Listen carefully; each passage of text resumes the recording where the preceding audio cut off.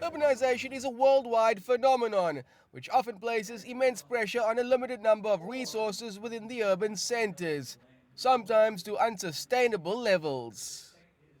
That's the broad consensus amongst delegates at this year's City Development Conference, which aims to find ways of transforming urban spaces to accommodate the growing migration levels.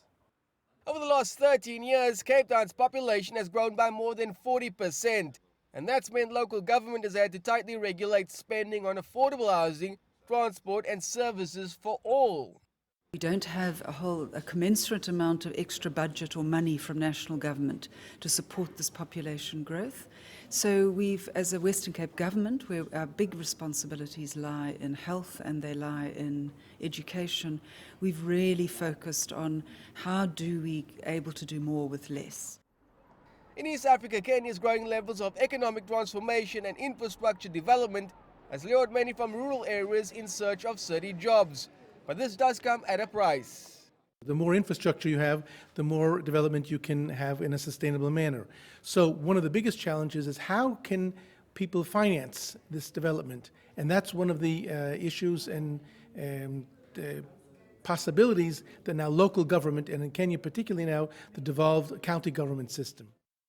Countries who are looking for innovative and sustainable ways of dealing with urbanization and city development are increasingly looking to China's example for help.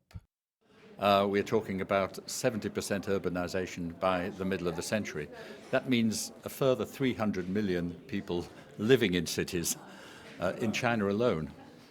So we're very used to this rural-urban trend. And of course, it's all to do with opportunities.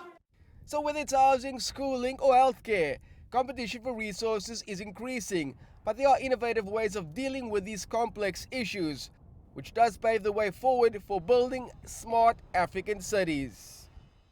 Many believe urbanization in Cape Town is largely due to its unemployment levels, which is 10% lower than the rest of the country.